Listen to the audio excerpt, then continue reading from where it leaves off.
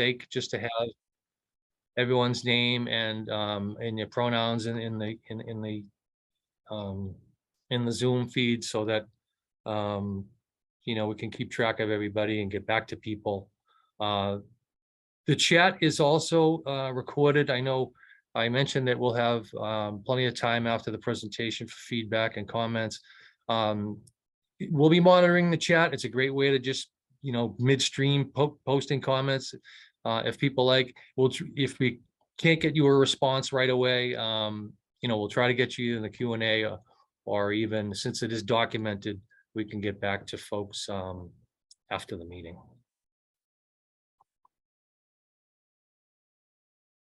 And again, just with muting, we'll keep, for the sake of background noise, and we'll keep everyone's muted for the time being, but you can, ask to be unmuted, and the host can get your microphone on. The reaction box is where you want to raise your hand when the time comes, so that we have a flag to know that there's a pertinent question, and there's a queue for someone that has feedback. So again, just the team tonight, the city team, myself, I'm a senior planner with BTD, but flanking me are the real brains behind the operation. We have my partner and colleague Jeff Alexis, the senior engineer at Public Works, and Stephanie Seskin, our active transportation director, who brings just a tremendous amount of talent and skill to this team. It's really been a joy to have Stephanie join in to really add a lot of perspective and, again, expertise and background to a project like this. This is the core team, but we have a number of others working behind the scenes, other engineers within BTD and Public Works, the Disabilities Commission, kind of across the board, city agencies, so that there's representation and everyone's perspective is included. But also our design team too, that's been working on this project for a number of years, actually, CSS and HDR, fine professionals who have put together just a really exciting set of plans that we'd like to show tonight.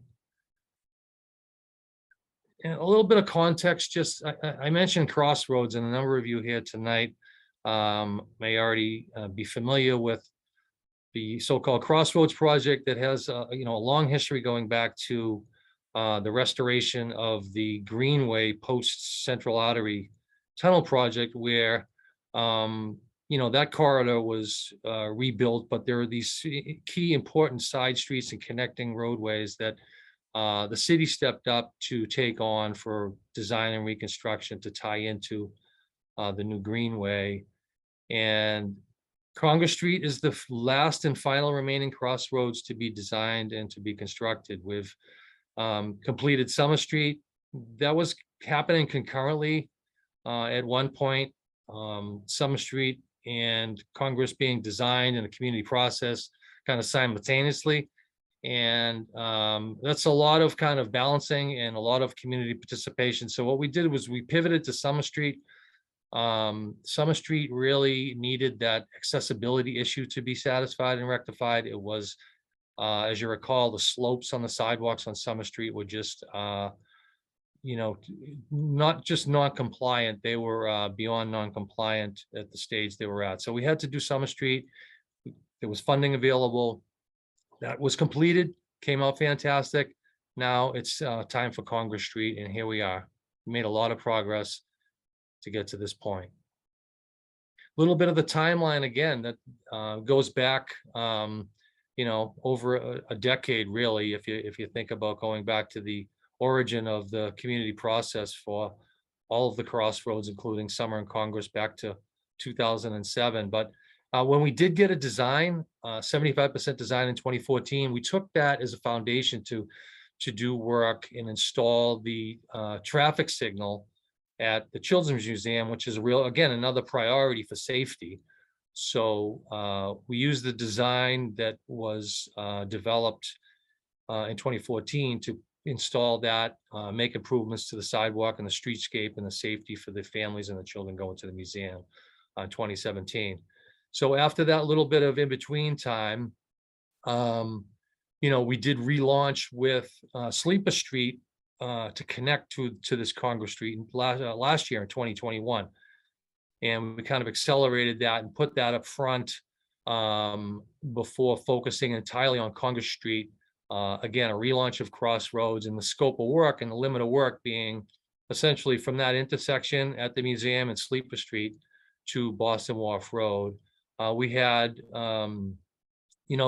a couple community meetings this year, other engagements and briefings with the neighborhood association, with the advocates group. We had a kickoff with them earlier this year about the scope of the project and what the intent was. We had kind of on the ground engagement, making sure that the commercial interests and the businesses were also informed, and seeing they have a stake in this, as well as the residents. So we wanted to make sure we covered all of our bases in terms of reaching everybody that we possibly needed to reach in regards to the redesign of Congress Street. So with that intro, I wanted to now get really into the meat of the project and the presentation tonight. My colleague, Jeff Alexis, again, senior engineer at Public Works, who has done a number of design projects like this and led quite a few of these projects and collaborated with BTD on many projects. Jeff is going to actually walk through some really great images and illustrations that we have for everyone to get a perspective of where we're at with this final plan that incorporates a lot of wonderful things like that can accommodate sidewalk cafes, safer intersections, calm the traffic a little bit. These kind of elements that really can enhance this district. I mean, the Fort Point is already kind of a contrast to that.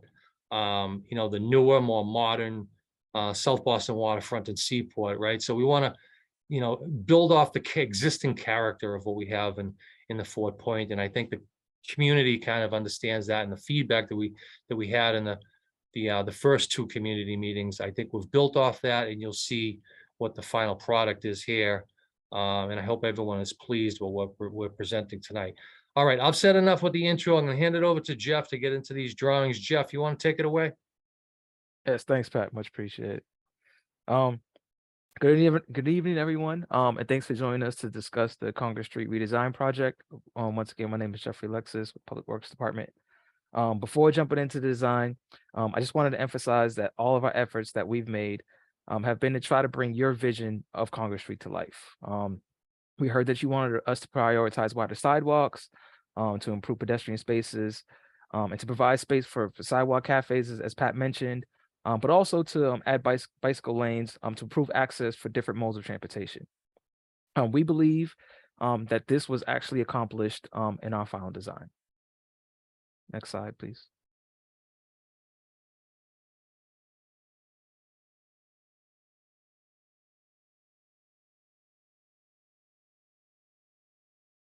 So here is a visual of the roadway across the street from number 343 Congress Street. As you can see, we're proposing a tree-lined roadway with ample sidewalk space for pedestrians and sidewalk cafes. Adjacent to the sidewalk, we're proposing a roadway grade buffered bicycle lane with the built separation. In this section, we're maintaining one travel lane in each direction, and there's a few parking spaces for curbside use. Bringing into focus to some of the design aesthetics, we'd like to install permeable pavers within the furniture zone along the tree line, and we will be replacing the existing rectilinear street trees along the corridor with the 4-point lighting fixture that's already currently out there. As we're currently in design, some of these features are subject to change, but I would be remiss if I didn't mention that the conversation regarding the tree plantings is ongoing with the Landmarks Commission. Next slide, please. All right, so shifting gears to show you a plan view of Congress Street, I'd like to further highlight the design elements we're implementing as part of this project. As we mentioned in our prior meetings, we are proposing raised crossings on all the unsignalized approaches to Congress Street, to provide traffic calming and to improve safety for pedestrians. The raised buffered bike lanes provide the preferred separated accommodations that not only feel safe and comfortable, but would also assist in shortening crossing distances along with the proposed curb extensions. In this instance, and in this image, you also get a clearer view of where we're providing space for sidewalk cafes, for street furniture, and the location of the blue bike station. What is also shown on this plan are the pervious pavers, and the potential trees that are still under discussion.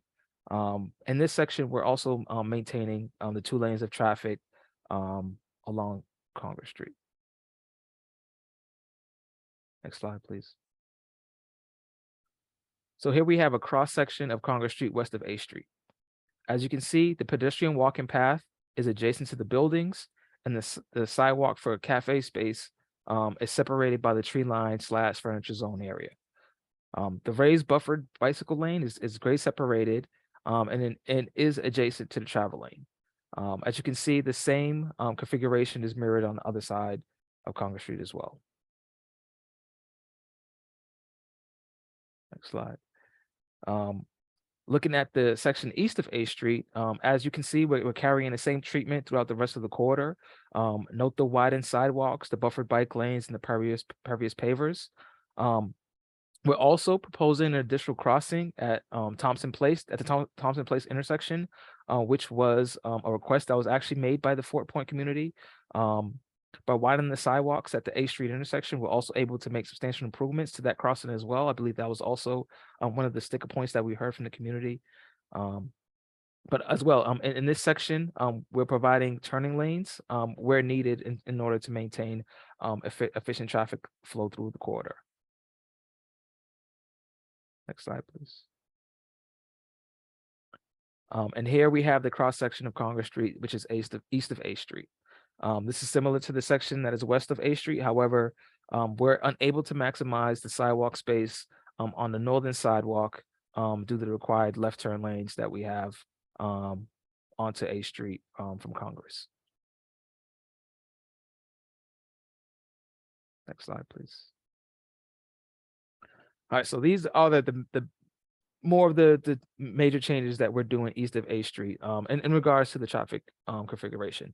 Between Thompson Place and Boston Wharf Road, we alternate the turn lanes so that the sidewalks could be widened. We are also able to build separation between the bike lane and the sidewalks. As you can see, with the left turn lane off of Congress onto A Street, the sidewalks on the southern side are able to be bumped out. And then also the right turn lane that we're able to provide at Boston Wharf Road off of Congress Street, you can see on the northern side, that sidewalk was bumped out to provide additional space for pedestrians. Next slide, please.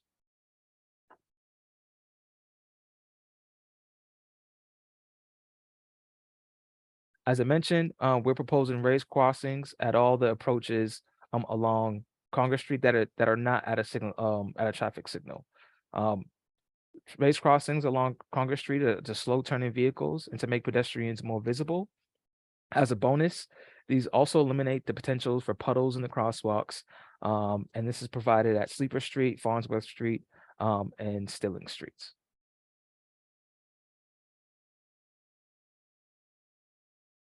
One of the things that we heard from the community in regards to parking, it wasn't really prioritized as part of this project, as we wanted to kind of focus more on sidewalk space and as well as the bicycle accommodations. But we have looked at providing some curbside access along some certain sections of the corridor. It's actually provided west of A Street. These will be regulated as short-term parking during the day and is intended to accommodate pickup drop-off activities. They can be resident only overnight. Accessible parking spaces will be added to the side streets in consultation with the Mayor's Commission for Persons with Disabilities. I mean, the parking is ultimately something that can be regulated after the project is completed. If there's a change that you want us to make, I mean, that's something that we can have a conversation with in regards with BTD in regards to the regulation.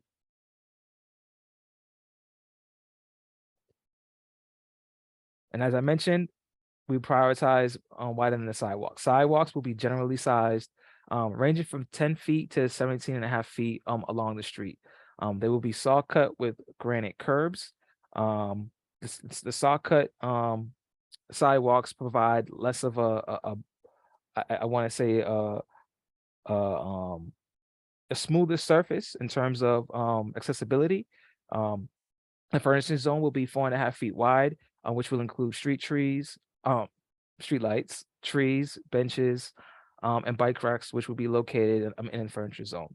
It will also provide separation for any seasonal outdoor seating and street furniture is pending the approval of the Fort Point Channel Landmark District Commission. So these are ongoing conversations that we're having with them on how to move on what to move forward with in terms of these features and these elements. The street lighting that will be featured as part of this project will be the Boston Fort Point fixture. As with all the features along Congress Street, it's pending the approval of the Fort Point Channel Landmark District Commission, but we understand that these are the lights that have been preferred. In regards to the DAS antennas, those are kind of still under discussion with the street lighting department. They'll come in afterwards after there is actually a type is actually selected for the Fort Point Channel neighborhood.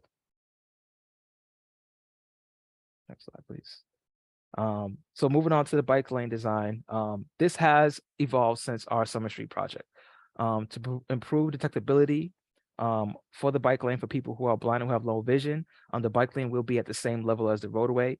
This is actually the preferred treatment that the Commission of Disabilities wants for bike lanes. They want to have a grade separated design. We're proposing to build 2-foot wide islands to separate the travel lanes or parking space from the bike lane. So rainwater and snow melt will be able to drain through these openings as shown in the image to reach the catch basins, the existing catch basins or catch basins that we're proposing as part of the design. We'll also be able to plow these bike lanes after snowfall and sweep them during the other seasons because of the width that we're proposing for them to be. As you can see, this is similar to the design approach that we've done on Commonwealth Avenue. Next slide, please. And moving on to the landscaping. I mean, as I mentioned, the number and placement of trees are pending approval for the Fort Point Channel Landmark District Commission. That's something I need to state because we're still under we're still in discussions with them on if we're going to be moving forward with the number of trees. But as of right now, we are planning to protect 8 of the 8 existing trees that are along the corridor. We hope to add 37 more trees, and we're looking at a diversity of species along the corridor. All of the trees will be between 3 and 4 inches caliper. We're planted, and as you can see, we have the elm patriot, the elm alkalade, we have the elm danispire, the elm Princeton, the pine oak, the Chupello green gable, and the ginkgo Princeton century. So these are a wide variety of trees that they're all incredibly beautiful and bring color as well as shade to the corridor. So this is something that we're hoping to implement. And from we're hearing from the community, this is something that you want us to move forward with as well. So I think we'll definitely need your assistance in regards to the Landmark Commission and how to move forward if this is something that we really want to implement as part of this project.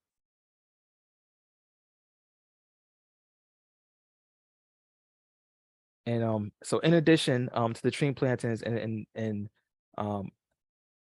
our intentions to help new trees thrive, we'll be using structural soils and permeable pavers along the tree lines for the trees that we're proposing. Structural soil provides additional rooting space. It prevents soil compaction and allows for the water to drain. Permeable pavers allow for more rainwater to reach the roots of the trees. And that those elements that we're hoping to propose as part of this project will help these trees thrive. As I mentioned, the pavers are dependent on the approval from the Fort Point Channel Landmark District Commission. Okay, Jeff, thanks. What I want to do next, appreciate that, Jeff. Great job presenting those slides. What I want to just cover in the next few slides is just put into some more context adjacent projects, right? And how this, these blocks of Congress kind of fit into some of the surroundings in the network of streets. But just to backtrack a bit on kind of the design that was just presented, if you think about complete streets, right? A quick summary, what the boxes we're checking here. We're maintaining the travel lanes essentially, right? A lane in each direction and the turning lanes, right? So we can manage traffic. But by the same token, we're really, really improving things for pedestrians and cyclists. There was a lot to be desired and a lot of room for improvement. So we're pleased about that. And we heard that from the neighborhood in a prior meeting. So we're definitely pleased. If we can get this, the green elements in, right? And the permeable pavers or recharge the water, additional green design, that would add to this whole, effort of constructing a complete street. The safety, the crossings, the raised crossings on the approaches. So there's a lot of positive things, a lot of exciting things about this design. We hope you liked it. And we're going to talk all about that when the presentation's done, but I just wanted to just mention that before we talked about just a few other updates on A Street, right? This came up before about our limit of work and our scope of work. So great news, y'all. We're going to expand the scope of work to include that stretch within the context of this design work and reconstruction. We are going to add the A Street piece that has been a bit of a challenge, to put it mildly, for pedestrians, persons with disabilities, and others trying to traverse on that western edge of A Street between Congress and Melcher Street. So we still have a couple of developers on the hook for contributions, and there's plenty of other ways that we can use mitigation funds from those projects to accentuate A Street. But rather than wait or rely on others, the city kind of stepped up here to add the scope of work to include the piece of A between Congress and Melcher. And I think credit there goes to, just the chief of streets and, Para and others in Public Works Department, and just doing the right thing. So happy to announce that. Also, it ties into, speaking of mitigation, with the developments on Melcher Street itself. So our liminal work can tie into the improvements that will be designed and constructed under this mitigation proposal at the intersection of A and Melcher and a stretch of Melcher Street to improve the pedestrian conditions along that roadway. So you can see kind of the pieces coming together where we reconstruct Sleeper, we reconstruct Congress, we get this piece of A Street more accessible, and then improve this crossing at A and Melcher, the intersection itself, and some of the sidewalk conditions as you traverse kind of up the hill towards Summer Street. Boston Wharf Road, we've been coordinating again with this other adjacent project that's in design. It will be reconstructed. It's a combination of developer, WS Development, Amazon, Mass DOT, and the city kind of all collaborating and partnering on a upgrade to West Service Road, what is known as West Service Road, and then, on the other side of Congress, Boston Wharf Road itself. And we've had a lot of kind of overlapping meetings and coordination to make sure that the timelines match up, and then who's doing what within the limit of work. And the designs are under review. They're getting, closer to completion, and the timelines seem to be essentially lined up where they would be constructed, and there would not be really a lag. It would be, more of a seamless kind of transition between the contracts. So what's next, Jeff? Did you want to just mention a little bit on this timeline for this? on the Yes. bid process and what's left? Yes, thank you, Pat, no problem. Yeah, so what's next? Next steps, our plan is to resubmit plans to the 4 Point Channel Landmark District Commission, and refine the project as needed, design as needed to receive approval. This was done in the past, of course, but I mean, that was a long time ago. So we definitely need to go back to the Landmarks Commission. The project has changed. The scope has increased since then. So I mean, we definitely want to make sure that we're on the same page with them before we move forward.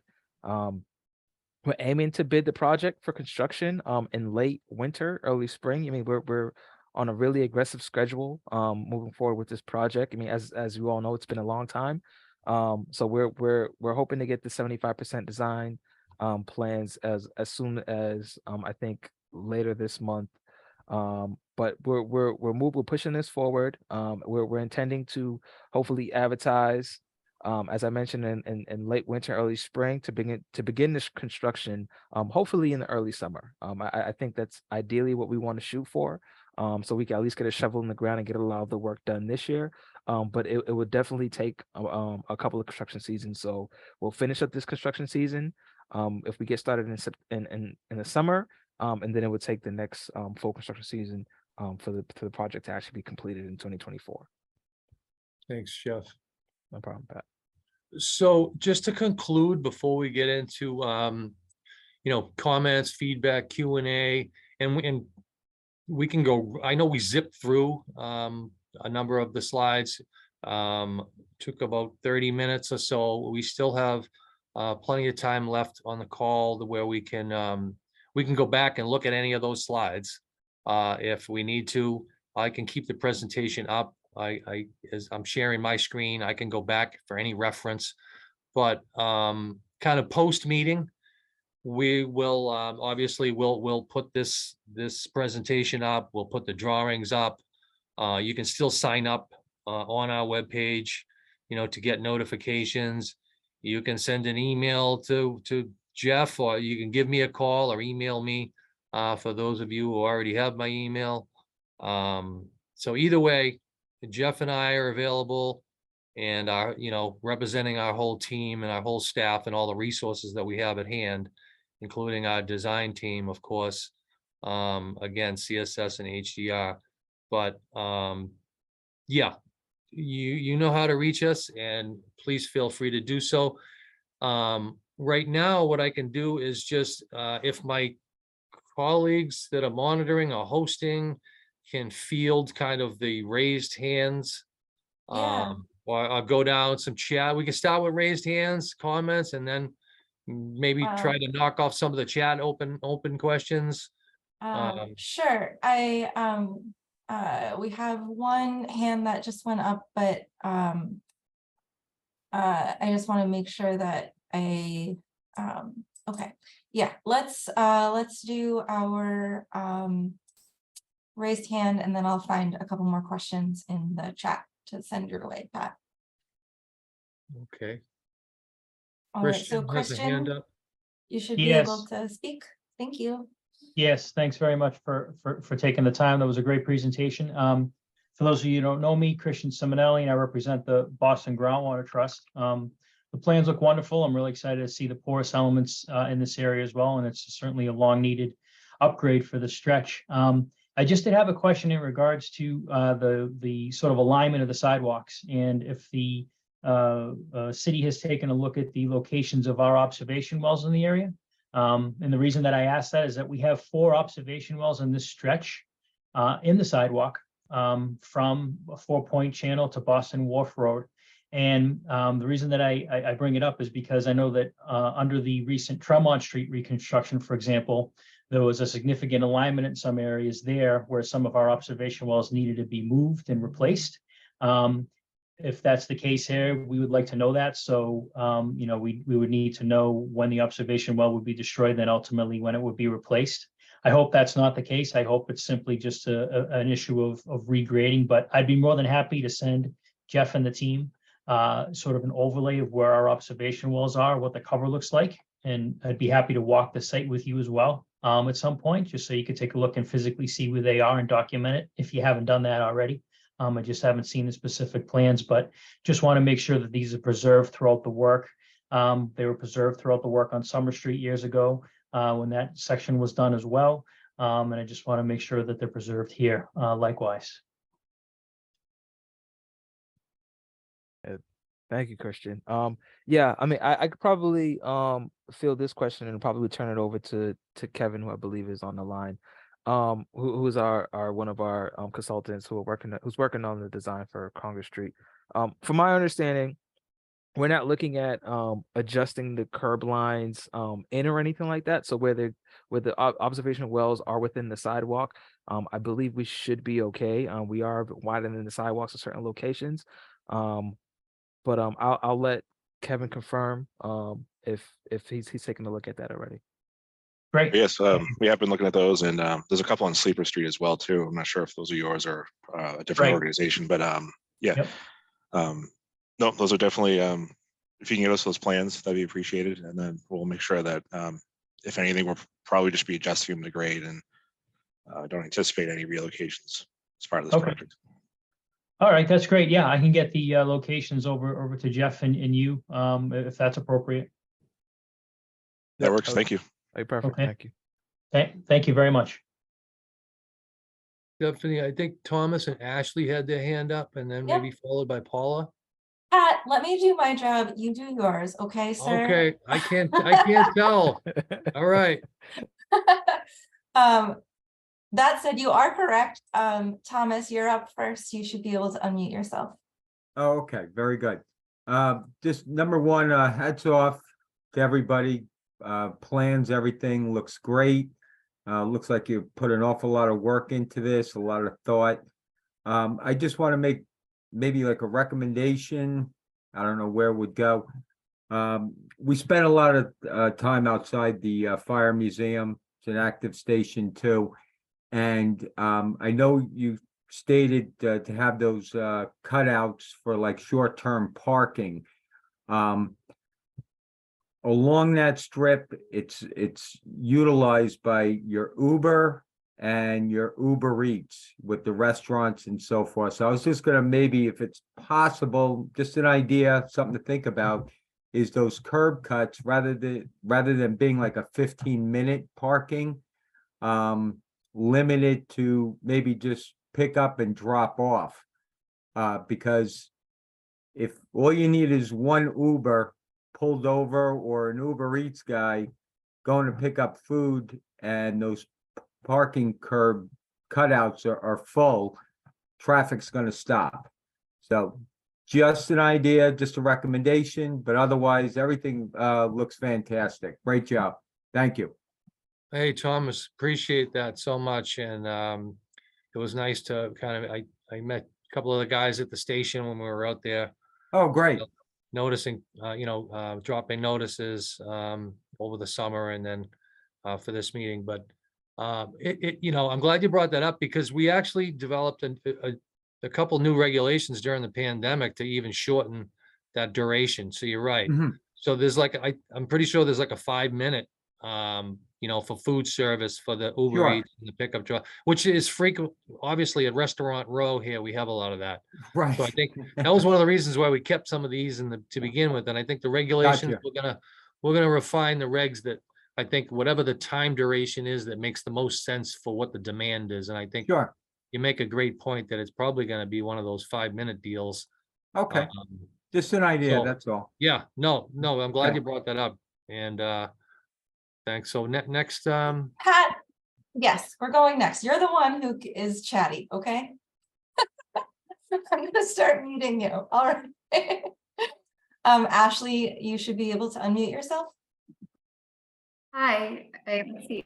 Oh, unfortunately, my camera won't stay on. But thank you so much. I'm sitting here with my 8-year-old who you can't see. We're really excited about bike lanes. We're really excited about trees. We're really excited about this feeling more like the neighborhood it is, where there are so many people who live. And thank you so much for all of your work and efforts and for engaging all of us throughout. I just wanted to follow up on trees and just in general to ask that you let us know how we can continue to support these efforts. If you don't have the answers right now, it's email them, that's fine, but we'd love to continue to help support this however we can. Thank you. Great to hear. Thank you so much. Appreciate it. And I mean, I would recommend maybe just like plugging yourself in with the neighborhood association, who are really great advocates for I mean, top to bottom kind of whether it's city initiatives or state programs or development issues. It's a great kind of clearinghouse and conduit for communication and advocacy and commenting on projects and making the voice heard of the community. So maybe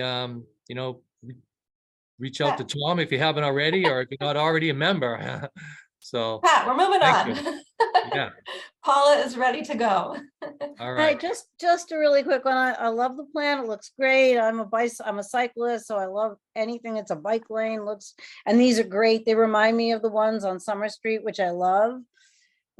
So my question is for the trees. Okay, so it's more the Landmarks Commission.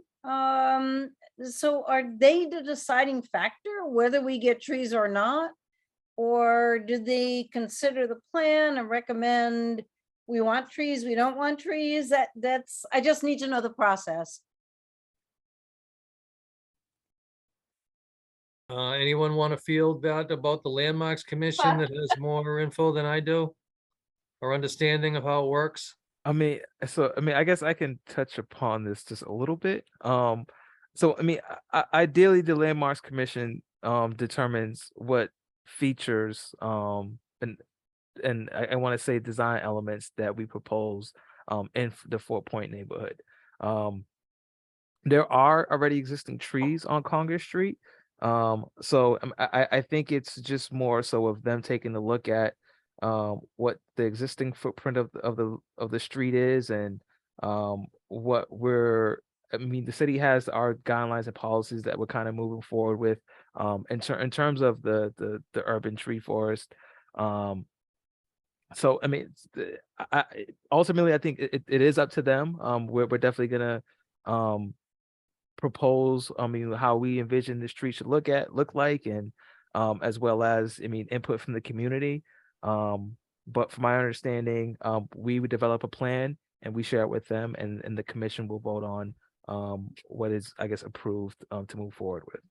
So the commission holds public meetings on a regular schedule. Yep. As project proponents, we would apply to be reviewed at one of their public meetings. We submit the application online ahead of time. They put together an agenda. I haven't been to a Fort Point Channel Landmark District Commission meeting in a long time, but some of the other Landmark District Commissions that I've attended meetings more recently, the meetings do tend to be pretty packed with stuff. But I think all of the meetings are still virtual, so you can at least eat and put on comfy pants while you're waiting for the project to come up. And typically there's a conversation between, so the project team will give a presentation, the project team, will do our best to advocate for what we are proposing.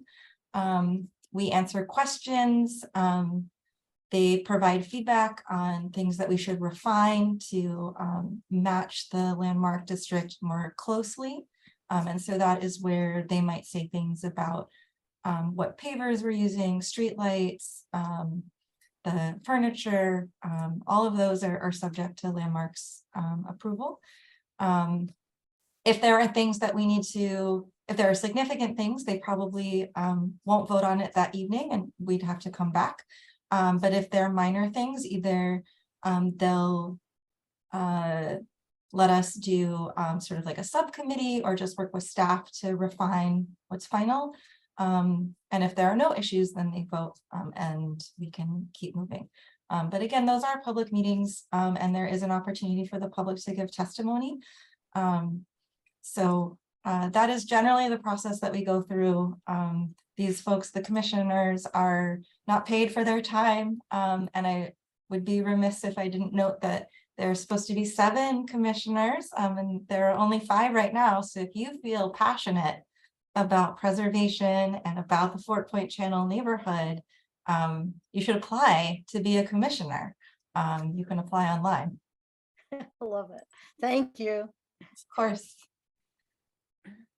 All right, Valerie. Stephanie, am I unable to be a commissioner myself? Is that a conflict? Potentially. I'm not eligible? I mean, Okay. I could look at the information Could now you and let nominate know. me? All right. I don't Thanks. think you need a nomination. You can just apply. Okay, so Valerie's up. I think I've heard of Yes. Valerie before. Have Yes. we met? Can you hear me, Pat? I can. Okay, great. First of all, I want to really thank this whole city team for listening.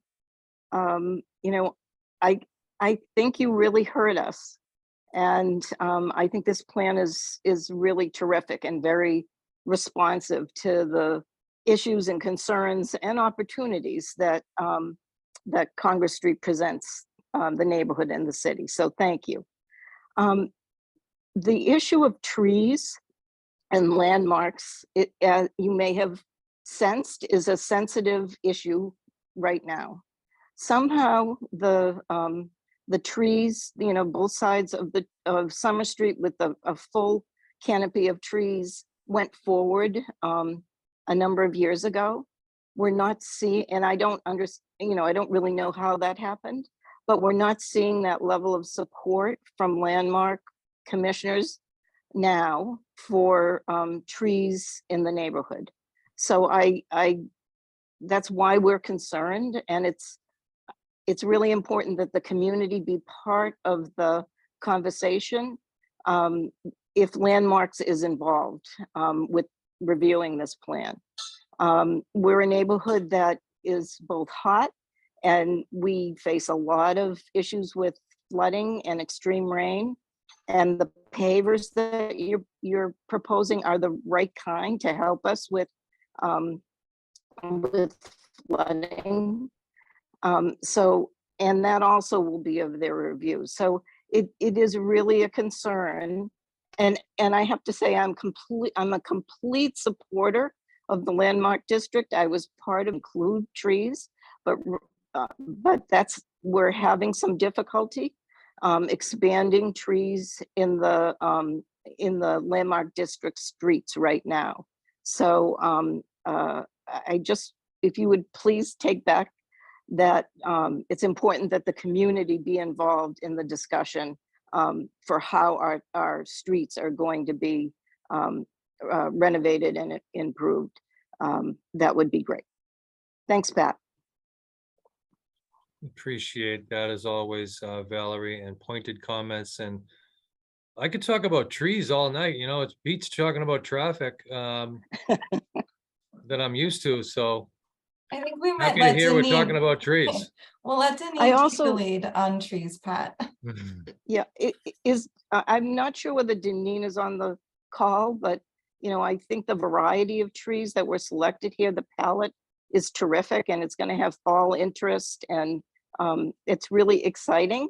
And trees on Congress Street in the past have struggled because the sidewalks were so narrow. But this is a situation that I think the trees will make it, which is terrific to see. Hi, Valerie. Hi, Valerie. I am on the call, and if I could just say hi, if I could just say a few words about, you know, we went into this knowing that the trees and the types of trees, you know, were going to be an issue with landmarks and the kind of the historic look of the street.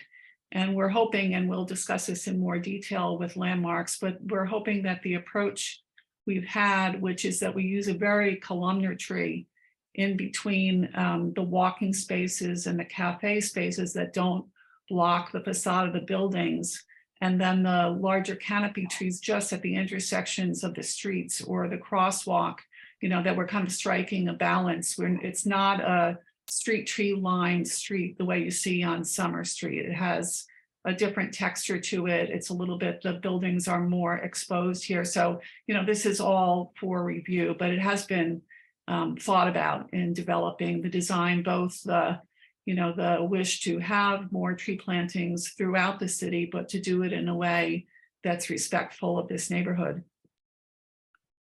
That's terrific, Deneen. And I think also it isn't that trees aren't allowed because they are in the guidelines.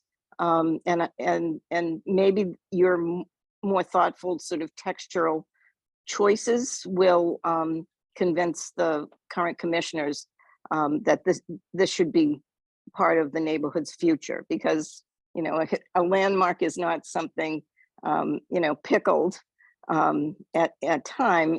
We're a living neighborhood, and landmarks allows for that. And so hopefully this approach will succeed. Thanks. All right, great. Who's next? Steve? It is indeed Steve. Am I cutting you off again, Stephanie? My apologies. I don't think you're actually sorry about it, but that's fine. Steve, please interrupt us.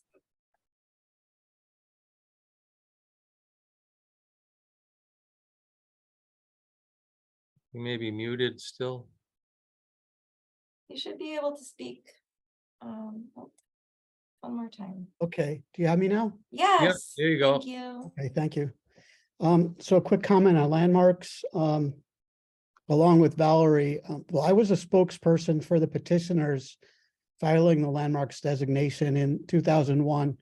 And along with Valerie and others and the community worked through the study committee in 2007, 2008. And there was no consensus that street trees shouldn't be in abundance down here. And I agree with Valerie that there was support for street trees in the guidelines. And I think that from multiple administrations, the resistance mainly is from what I've seen, the chair of the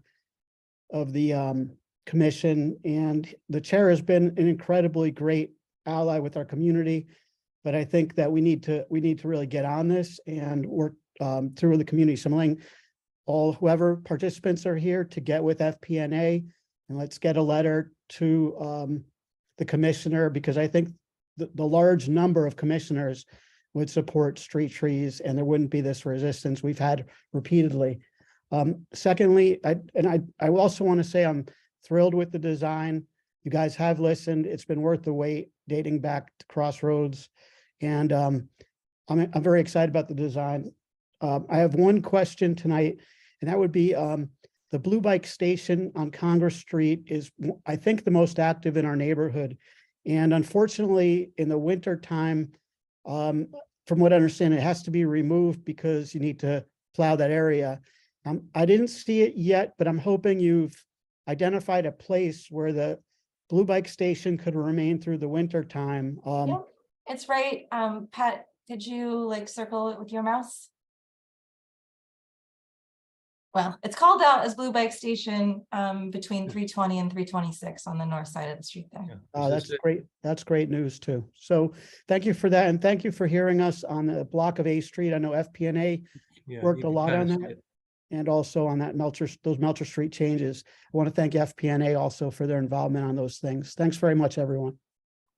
Thanks, Steve. You can see Blue Bike Station, and then you can see the little, if you squint, you can see the little bike rack kind of blue bike illustration between these trees. So yeah, it would be up on the it would be out of the street, which is good. It'll be up on the sidewalk level and right adjacent to a bike lane. Great. Having it out of the street does mean that it will be out 365 days a year. All right, Tom. Thanks, Steph. Tom Reddy, that I live on Wormwood Street, resident. I do appreciate all of the effort you guys have done to do what I do is a yeoman's job of reaching out, not just to residents, but to the businesses along Congress Street. I think that dimension is really important to make sure that what we create here isn't something that causes a problem for them. It was good to hear from the Fire Museum that they're in support of this. Have you guys got I guess a couple of questions as it relates to this. Have you gotten any feedback from any of the other retail establishments at ground level? What is the plan for the loading dock for the Fort Point Market and just ancillary, the sidewalks on A Street. Pat, you had mentioned to Melcher. Does that fix the eastern side that runs down to Lucky's building? So those are kind of my questions. Thank you.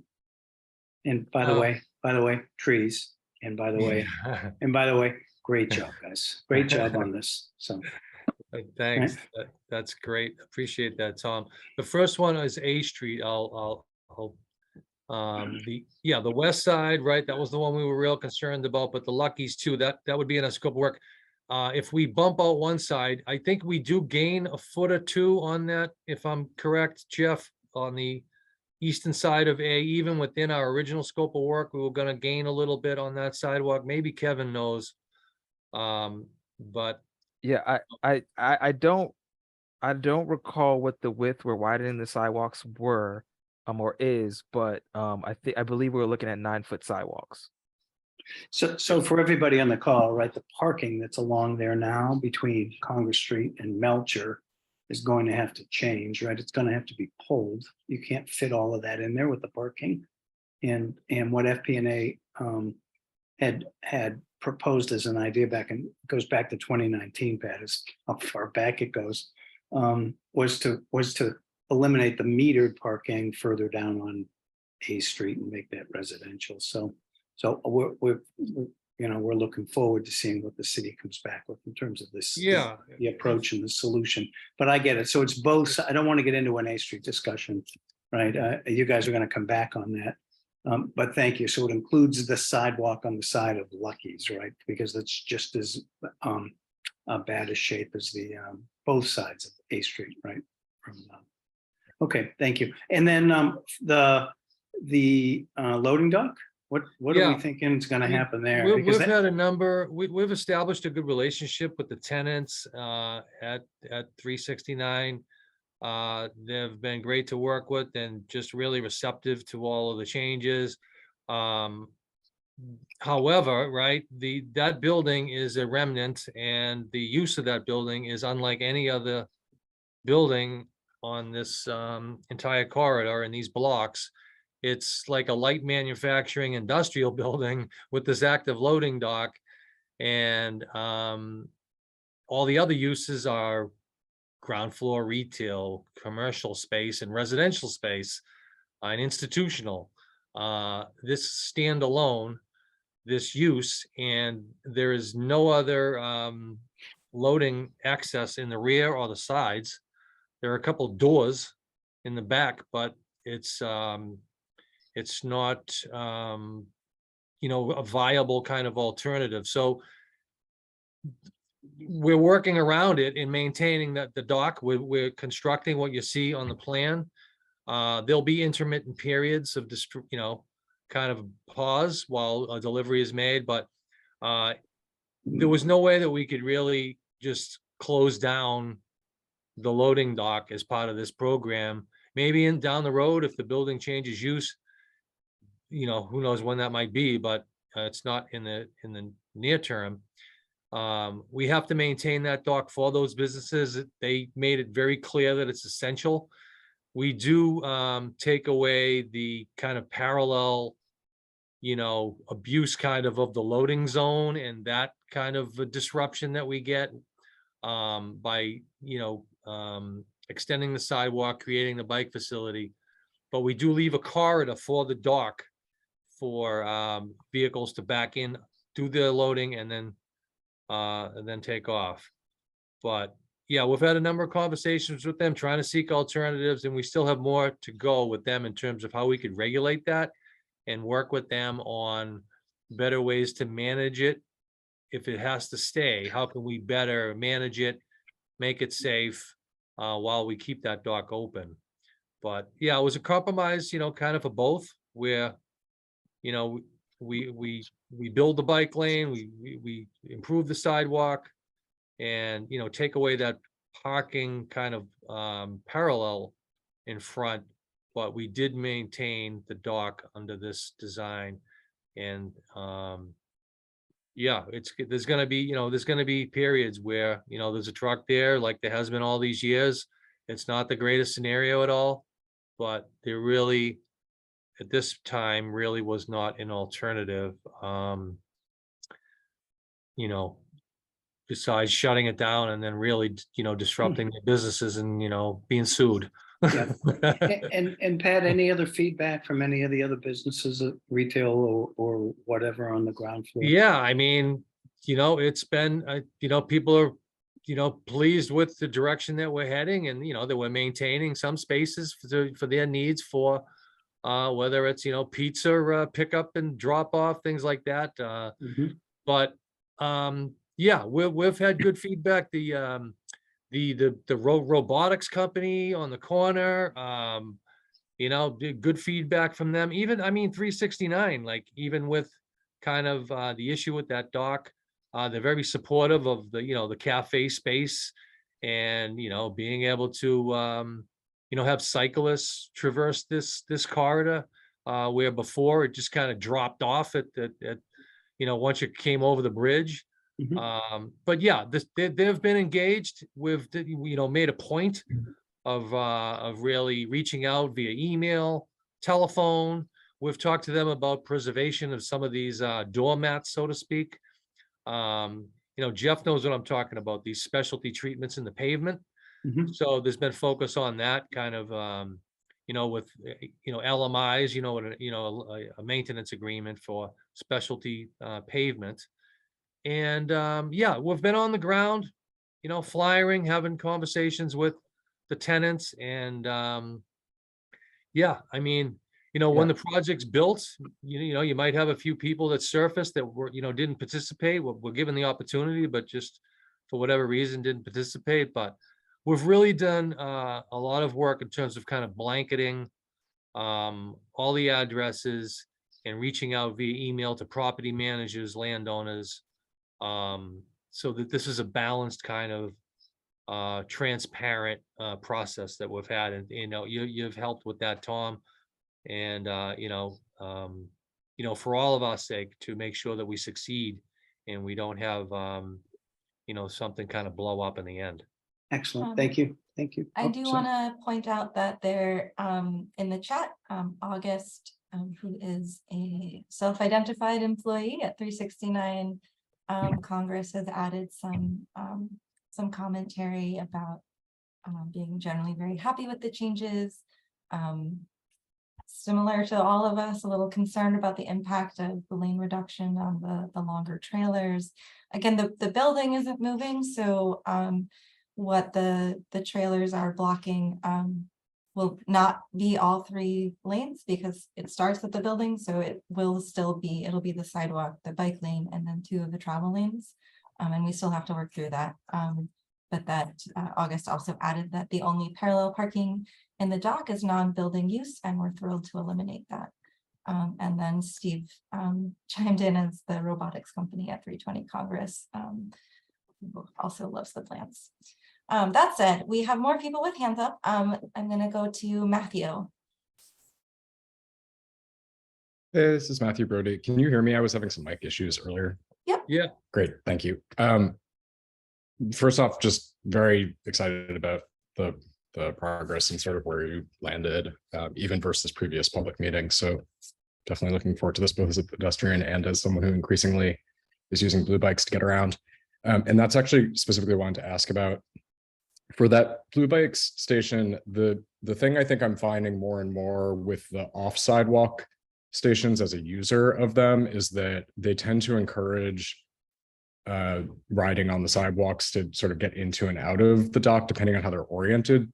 I was wondering, and actually sometimes that's almost worse when they're adjacent to the bike lanes because there's sort of not space to get into the lane sometimes.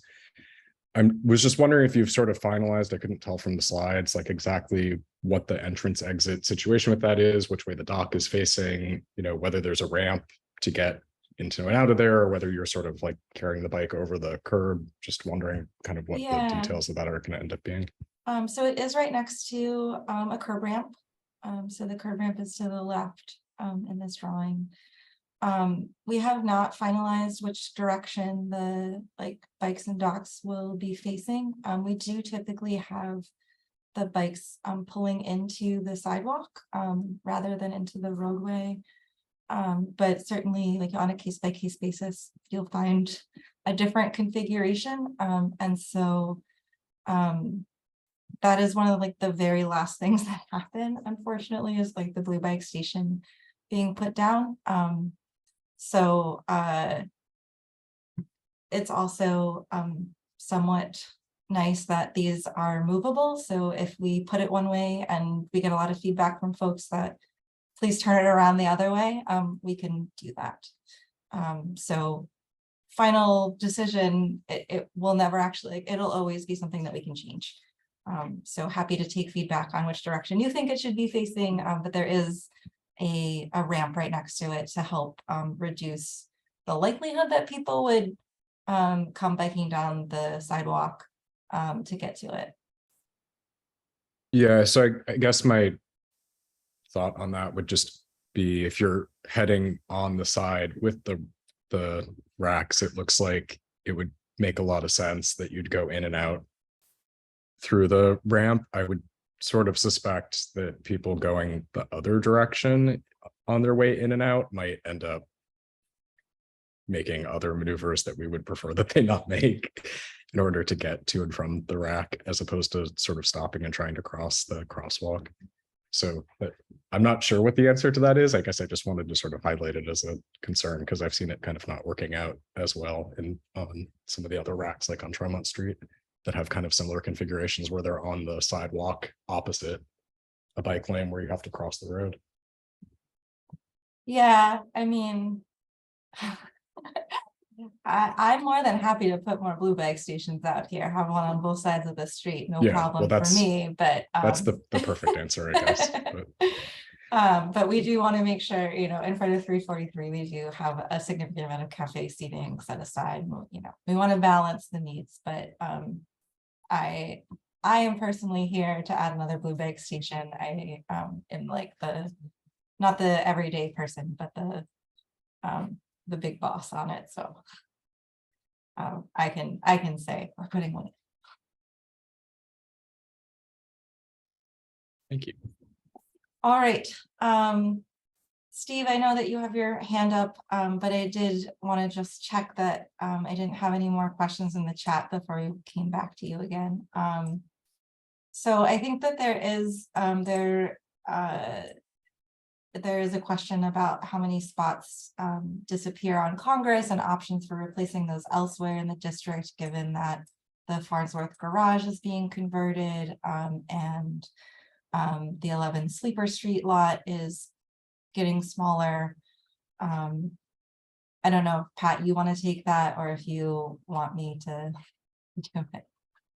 Yeah, I mean, all I could say there is just there are trade-offs, I think, within, you know, we wanted to go in a direction that, you know, in our survey and in our concept development with the neighborhood, and we presented the different alternatives, and the one that was really received the most support and backing was the one that for some people, it's unfortunate where you have to sacrifice some of the on-street parking.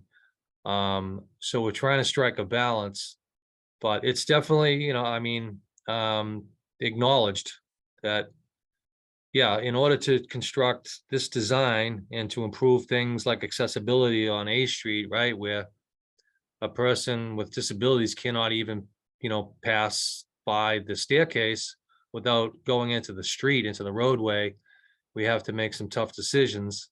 Yeah, I mean, it's a matter of kind of use of this public space, how we can best allocate it, what the community wants to see. But, you know, I hear what you're saying about, you know, this kind of chipping away, you know, a space here, there, a space there. And it does have an impact for those people that do need to store their vehicles on the street. So, you know, we could change regulations and you just look at what we have in our inventory of curbside and go from there. But that's about all I could kind of add to in response. I don't know, Stephanie, if you had anything else, another perspective. I guess I just wanted to speak specifically to Congress Street in that in designing this corridor, we looked at parking of it, like the curbside use along this stretch for the last few years. And, you know, with the popularity of the outdoor dining and the very strong support to continue that program for the restaurants out here, and the opportunity to, you know, give them space that's at sidewalk level, so we're not having a lot of temporary materials out all the time, was really important. Plus the seasonality of the Blue Bike station. At the end of the day, there actually aren't a whole lot of parking spaces on the street. We are retaining 6 for that short-term parking, which could be also overnight residential parking. That's something that we typically do for these areas. The main parking loss is actually east of A Street. Pat, if you can go to that slide. So over here, you know, we've worked really hard, lots of meetings to figure out this very short stretch between Thompson Place and Boston Wharf Road, and how to provide the connectivity of the bike facilities, given that we will be adding them to Boston Wharf Road as well. And that, you know, a block of bike lanes on Congress Street is nice, but imagine if it went all the way to a connection point. Our desire to, again, widen the sidewalks and make this feel much more of a pedestrian oriented street than it does today. And the need to, you know, have enough space for people who are driving to be able to queue up at the signals to make their turns. At the end of the day, you know, the on-street curb access was kind of the lowest item on our list, and we weren't able to fit it in there. So that is really where the bulk of the you know, the parking or curbside removal comes in.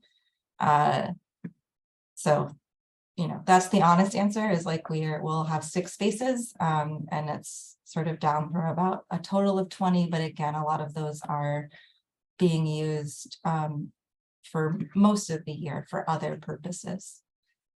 All right, back to Steve.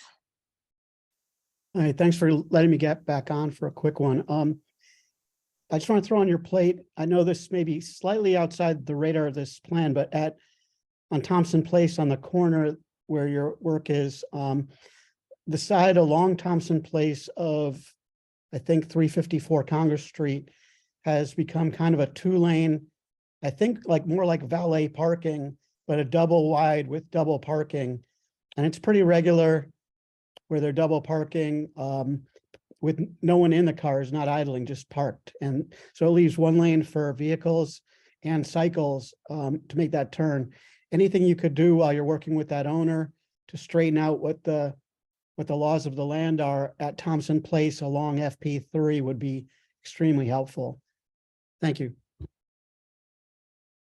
Well, thanks for pointing that out. And so just to clarify, the owner, so to speak, what would the kind of violator be that we could reach out to?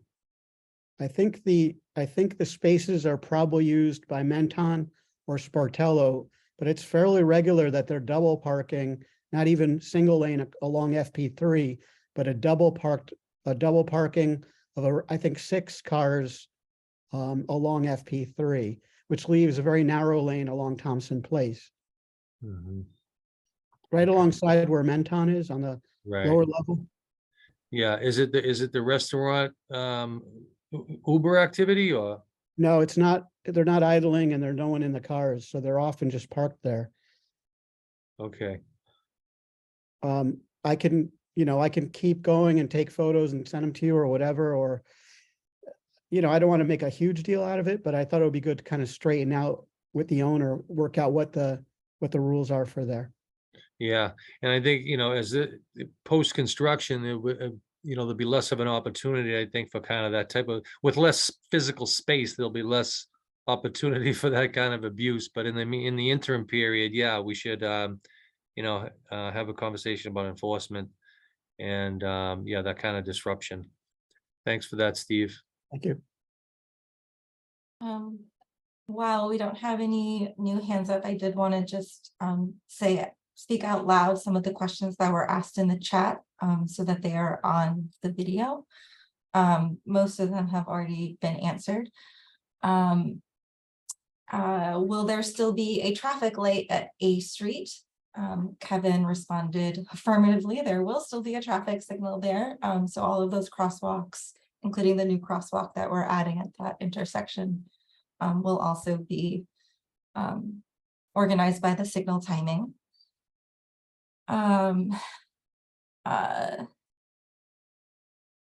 There was a question about what is short-term parking? Is that 15 minutes?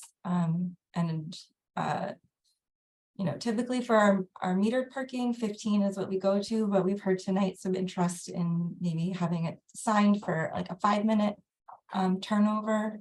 These are also possibilities. So if folks have other ideas on what those limits should be, we'd love to hear them. We mentioned that we would be adding accessible parking spaces along the corridor. So Tom had asked what streets are getting those spots. At this point, we don't actually know, but the Commission for Persons with Disabilities has asked us to find 3 locations. They will be on some of these side streets so that they can pull over right next to a curb and have the space to load and unload properly.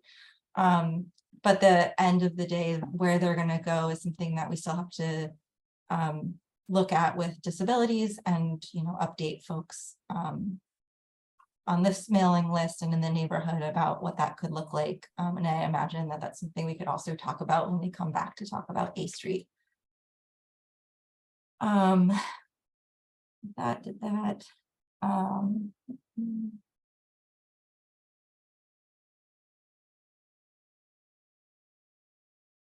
We talked about the Lucky's side of A Street. Tom also pointed out to watch the turn from Melcher to A Street. The 11 bus specifically has a tough time negotiating that.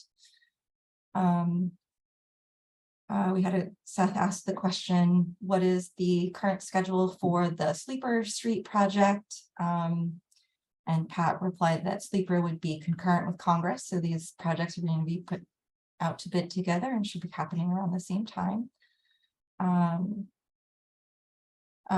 We have a question here, which maybe Jeff can answer, putting him on the spot. Will the streetlights and traffic signals be resilient? Yes. As resilient as our standards currently are, if that means anything to anyone. All right. I think we have gone through all of the questions, although some more. Okay. All right. Kevin, yes, I know Thompson Place is a private street, so we probably wouldn't be able to put the accessible parking space on it. Thank you, though. And then, Pat, perhaps you can confirm that, are we adding an accessible parking space on Sleeper Street as part of that project? On Sleeper Street, we will look at to move them around the corner so that we could maintain the same number of, try to maintain the same number of resident spots and not lose any resident spots. So the idea was to take away a couple of meters around the corner by the chapel and have the accessible spaces be located there. That's the plan, to kind of make up for the impact to some of the curb extensions on Sleeper Street. Seth likes your answer. Thanks, Pat. All right, Sarah, you have your hand up. Thank you all. This has been really informative and a lot of information. So my brain has forgotten what was said about the lighting on Congress Street. And I'm curious because we are experiencing a lot of, cell conversions to existing streetlights.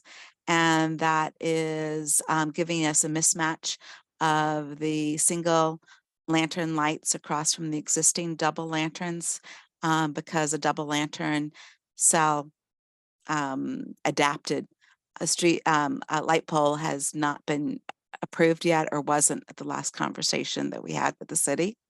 So I was just curious if you could revisit that and remind me what's going on with the historic lighting.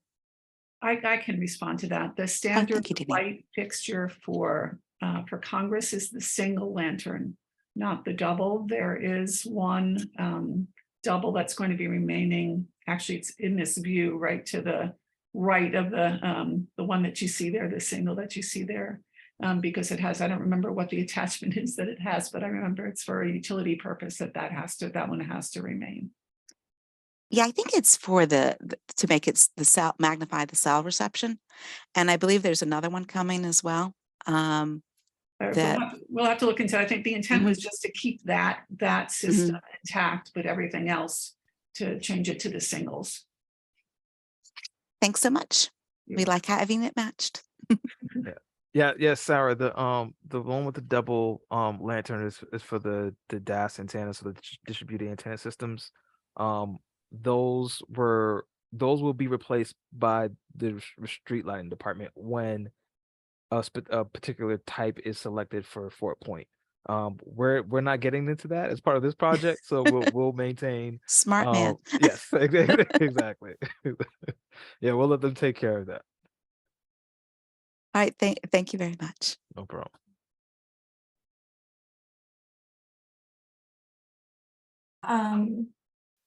Maybe another question for you, Deneen. Will the overhead streetlight wires running across Congress Street that were supposed to be put underground years ago be eliminated? I cannot respond to that question. I'm not sure what they are. I don't know. Kevin, do you know what they are? Yes, some of the old hexagonal concrete poles do have power supplies just strung from pole to pole. Those are all getting replaced with the 4-point light fixtures, so those overhead wires should be going away as part of this project. See, Deneen, you knew the right person to call on, so that was great. And then maybe Pat, can you answer if the mitigation on Melcher Street is going to address that similar situation with the lighting? Do you know? Muted. I was just checking if I was muted or not. For 244 A Street, that project and issues of lighting, is that the question? So the Melcher mitigation Oh, project. Melcher Street. Oh, the Yeah. Melcher Street project and the streetscape improvements. Yeah, will the Yeah. streetlights be updated as part of that? Do you know? Have we even gotten to that point of conversation? I think it was more along the kind of hardscape. And let me see in the plan itself.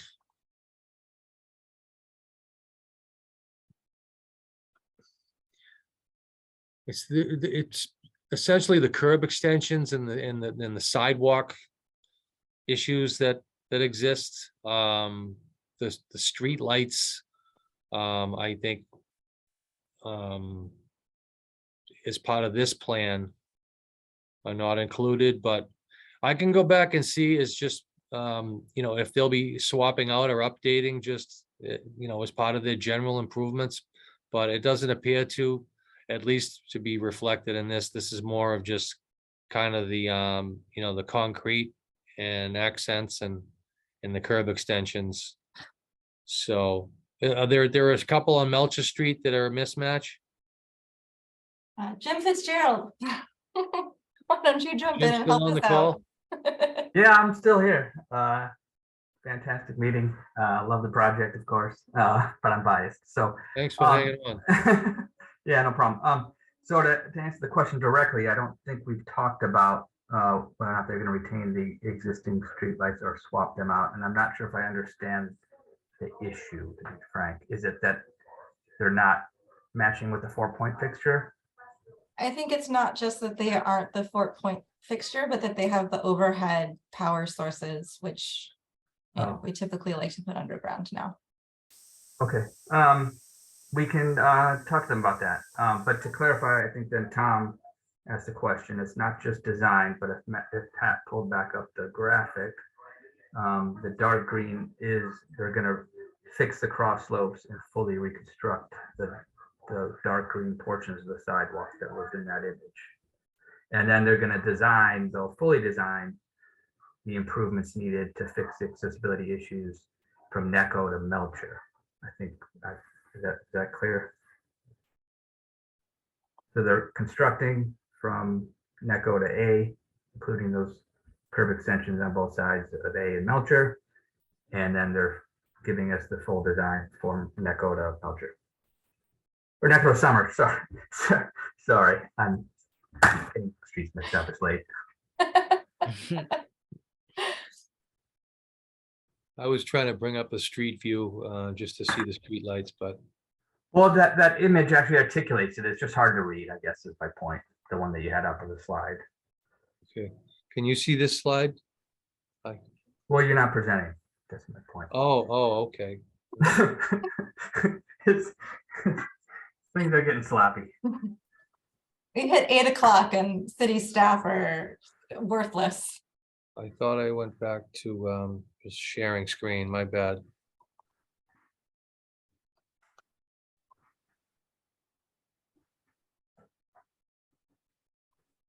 So can you hit slideshow, Pat, so that it's there? There you go.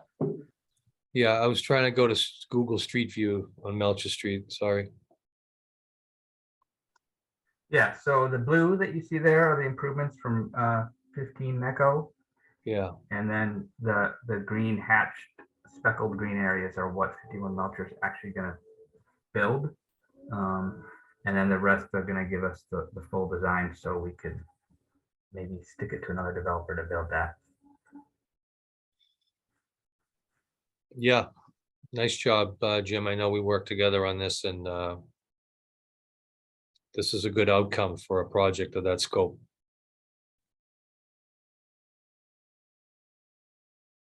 All right, we're at 8 o'clock and I think we got all the chat and all the raised hands, right, Stephanie? We sure did. And we've also lost a couple dozen people. So everyone is happy. I guess the people who left are happy. The folks who are still here maybe are still absorbing. So thank you all. Pat, take it away for the good night song. Yeah, I'll just close with the good night song. What would you like to hear? Mac the Knife or something like that? Next steps, Jeff talked about just some follow-ups and the kind of the construction schedule. And then again, just our contact information. If anything comes to mind, kind of post-meeting, please feel free. But I appreciate everyone's participation.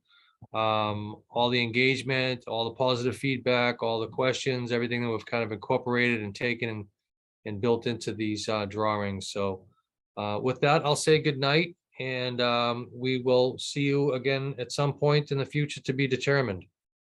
But thank you, team, and thank you 4 Point Neighborhood Association and all the stakeholders. Have a great night, everybody. Thank you, Good everyone. night.